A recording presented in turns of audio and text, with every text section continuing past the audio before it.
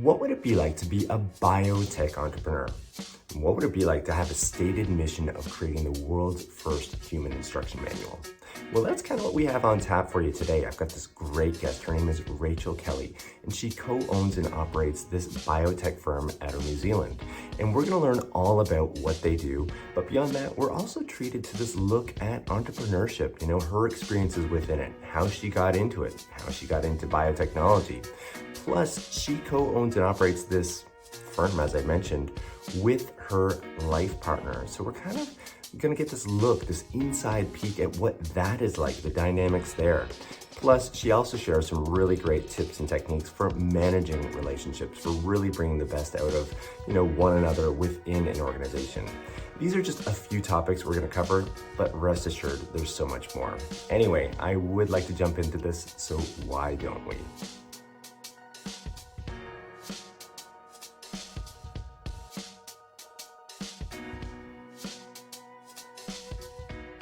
All right, well, first up, it probably makes sense to give you a quick rundown on what biotech is all about. So here's a clip of Rachel explaining that for us. I think the simplest way to do this is to break down the two words. So bio is shortened for biology, and then technology is obviously technology. But the simplest way to derivate the word technology is around tool. Like it's a set of tools that have been either man-made, human-made, woman-made, whatever, or the natural world has made to infer some type of benefit or action.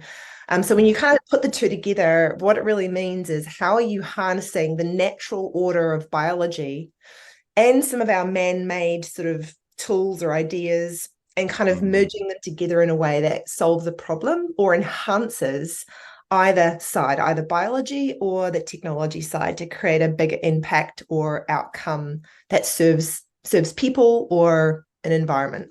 Now, as most of us know, starting a business usually begins with having a certain passion towards an idea.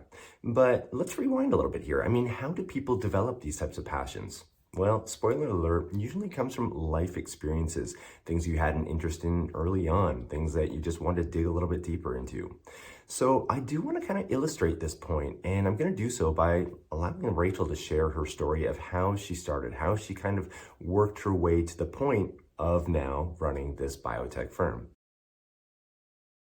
My formative years, particularly in my bachelor's and my master's, have been in life science. So genetics, biochemistry, forensic toxicology, that kind of world. And so I had quite a passion into understanding the smallest component of biology to understand the bigger component of biology and how it built up into our bodies and what we do. The where the tailored health came from, or the tailored technologies, is the play on the word tailored. So it's my business partner's last name is Luke Taylor. So he had the tailored health for about 10 years prior to me meeting him. And so I actually met him when I was a chief product officer for a large multinational security company. And because of my interest in biology and genetics and all those things, and I wasn't feeling the best. So I was like, something is up with my health, but I want to be the best version of myself for my team and in this role. And so I had this big vision and I was like, I've got this amazing team. How do I become the leader I was born to be?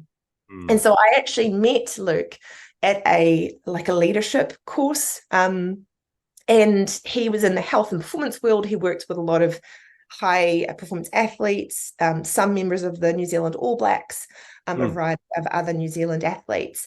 And I sort of proposed to him. I was like, hey, I've got this sort of genetics biochemistry background. You've got this like human optimization, education, and commercial background. If I secure a little stipend through my role to help me with my health and my performance, would you be willing to help create kind of a program to help unlock parts of me that I hadn't had access to and to become that amazing leader?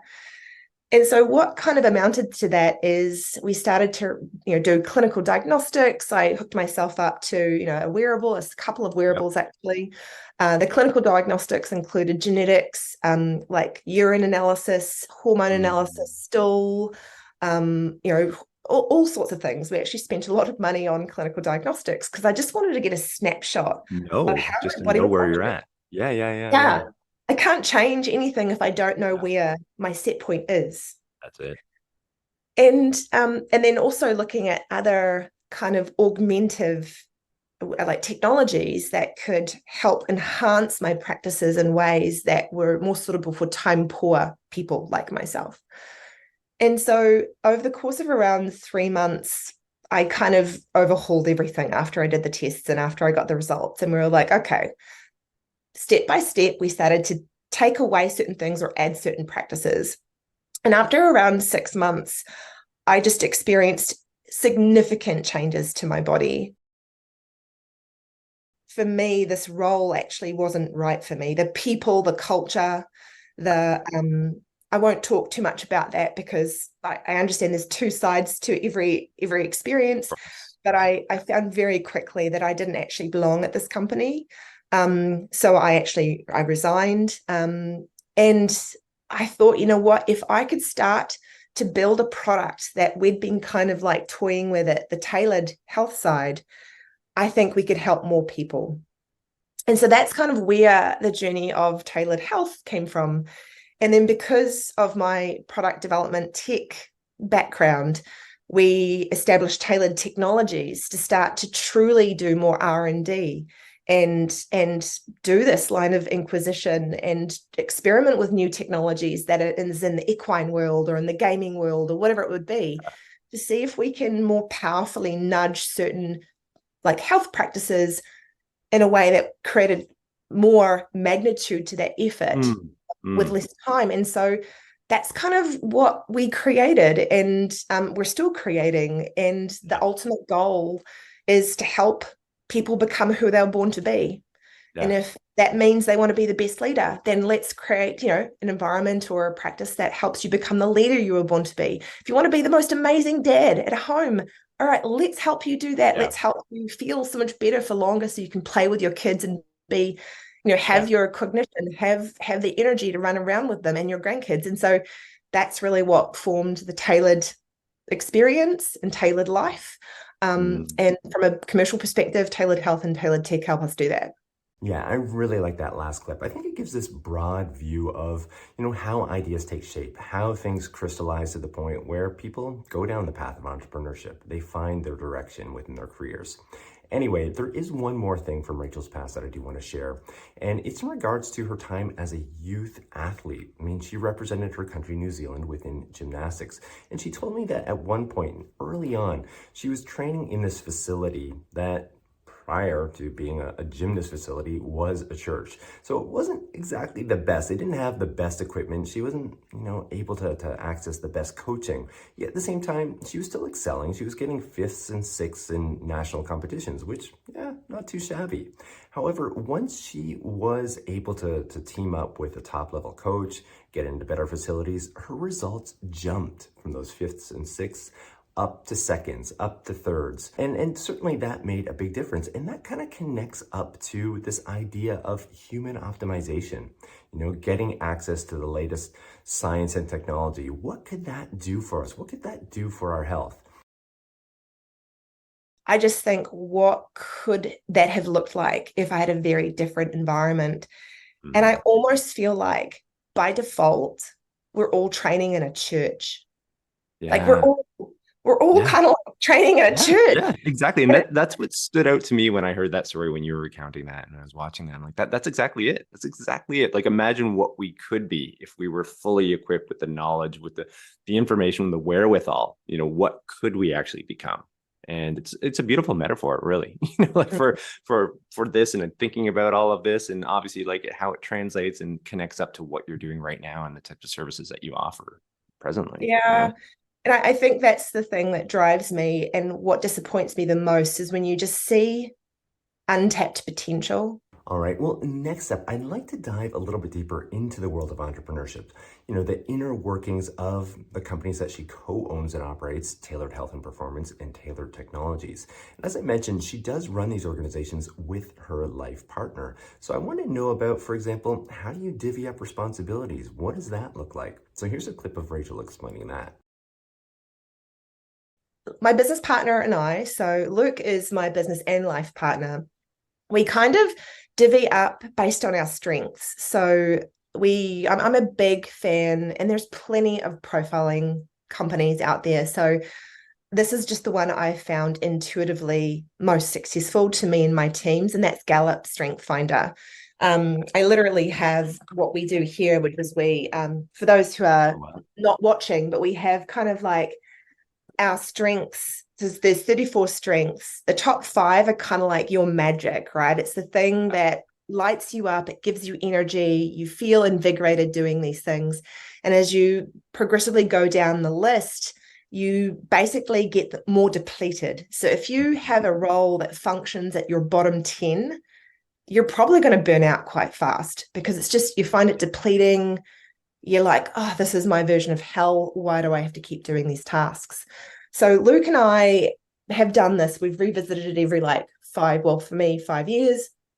And we kind of like spider map it. So I have my ranked list, he has his ranked list, and then I connect the dots. So I see where maybe his strength is actually number 34, like my absolute weakness is not the right word, most depleting activity. Okay. Yep. And so that way we kind of like juggle the work where we trade in energy. So yeah, if you can offset a little bit, right? Played each other's strengths, really, is what it comes down to. Kind of helping each other out. Yep. And so for me, my strengths include the strategy, ideation. I'm really creative, so I'll do a lot of the creative work, or at least guide that. Arranging or maximizing. So what do we need to do from a product or project management perspective? Who do we need to bring on board as a part of like a virtual assistant team or contract work? Whereas Luke is a magician in like partnerships, big picture, kind of like looking at the latest science, the latest technology, what's coming in, more of sort of the operational side of things. And so, and then also being my coach, like he's my performance coach. So it's like we have this really beautiful dynamic complementary skills that actually we do on a day-to-day basis. Yeah, I thought that was really helpful in terms of getting a better handle on how they divvy up the roles and responsibilities. But I did pry a little bit deeper. I wanted to know about how they manage the relationship. I mean, with any business, stress and pressure is part and parcel of that experience. So how do you manage that aspect of keeping the relationship strong? So here's what Rachel had to say about that. But we have a gas tank analogy where 100 is full, 0 is empty.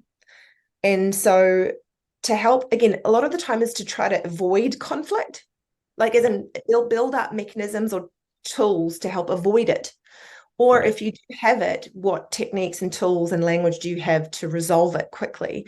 So the tank analogy is really helpful, because if I see he's struggling, I say, what's your number? And he might say, I'm a 20. Okay. And in partnership, whether it be business or in life, you've got to try to add up to 100. Yeah. To run a life and to kind of support each other. And so if I'm like, oh, I'm at a 30, that only totals 50. So then we have to ask each other, all right, what can I do that doesn't tax me more to support you? Or what do we need to do as a partnership to bring in more delegation to help backfill the last 50? And then if we see each other at a low tank too often, and we have this phrase that we try to hold ourselves to, is if we're not laughing or having fun regularly, we need to recalibrate. So if we find ourselves like low tank too often, then we like, okay, what needs to change? What are we doing that continues to erode us individually and us as a partnership, whether it be business or romantic relationship? And that prompts the hard questions. Now, on the heels of those last 2 clips, here's one more where Rachel is speaking more broadly about the value of having a strong support network around you when you are running a company. So check it out. I think when you get to a certain level in business or in your career, or even in growth and development, it becomes really lonely, for one. And to have a champion or to have a soundboard, or to have someone who actually radically supports your growth really helps you to unlock more of yourself. And I keep talking about using the word unlock, because at the end of the day, like, if life isn't about like unlocking parts of yourself you didn't know existed, that seems like a pretty boring life. Like, if that's not the purpose, to kind of keep growing and like exploring this magical mind body world and life you have. And so I think, again, when you get to that point, you've got to take a lot of responsibility. The buck stops at you. You're often pushing the boundaries of not only the norm, but also who you are. Often overworking, often have a vision that not many people can follow sometimes. And so having a sidekick, or like a partner, whether it be a best friend, or it's like a parent, or in my case, it's my partner, who actually understands or is willing to understand, hold space for your situation, literally ask you, like, did you want to just talk about it? Or did you actually want me to help you? Like, to give you what you need, and to have the communication to kind of engage in a meaningful way helps you feel less lonely. Well, I think we are drawing to a close within this video, but if you're liking what you're hearing, if you're interested to learn more about biotech or running a company, I definitely encourage you to check out the full-length audio version. You can do so wherever you access your podcast. Just do that search for Life as a ... And as always too, I mean, if you're liking these videos, I'd really appreciate that like or subscribe. And finally, don't forget to tune in for the next episode. I'll have another video dropping for you right next week. All right, until then, we'll see you later.